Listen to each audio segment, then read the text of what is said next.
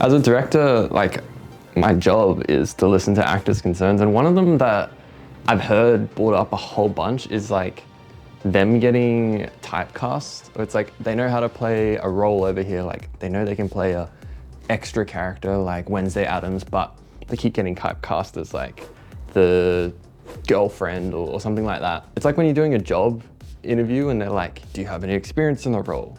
But you don't have any experience in the role, so they're not going to hire you, but you can't get experience without getting hired. So it's kind of like a bang, bang, bang.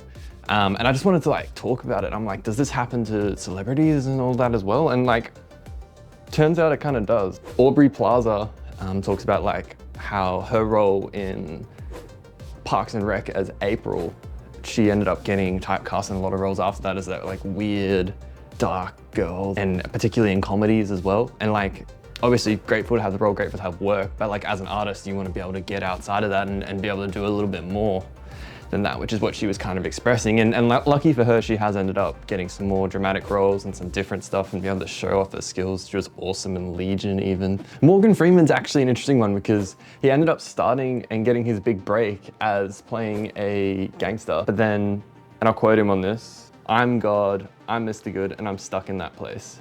Is because directors and writers think of me as being that person. So he spent some time in there being really stuck as this like old friend or mentor to the protagonist. But then he went on to talk about how he loves playing the bad guy and being able to like bring out the motivations and the reasoning behind the villain there. He ended up getting to play roles like that in Now You See Me, so it all came back full circle for him. Lastly is like Jim Carrey, who Jim Carrey is an interesting case again, because he talks about pretty publicly how like the character he plays is a massive character and it's not really him in person, and he obviously gets depressed about that and those kind of things. So Jim Carrey playing very similar character in like The Mask, Ace Ventura, just this weird, wacky, big Jim Carrey character.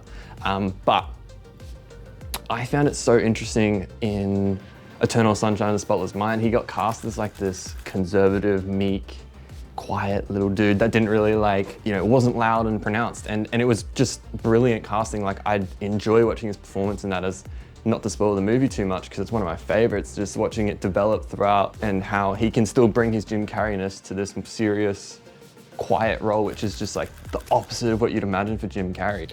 So all of this to say, like, if you're an actor that's just regularly, getting typecast and not landing the roles that you want to do, this has happened to the biggest actors in the world. And the good news is they've managed to make it out of these roles and actually be able to diversify their acting talent. So if they can do it, then so can you. I would just say keep working with actors, casting directors, all of those things, and make sure you just hone your craft. So like when you do get that audition or when you do get that role, you actually are there and can perform it.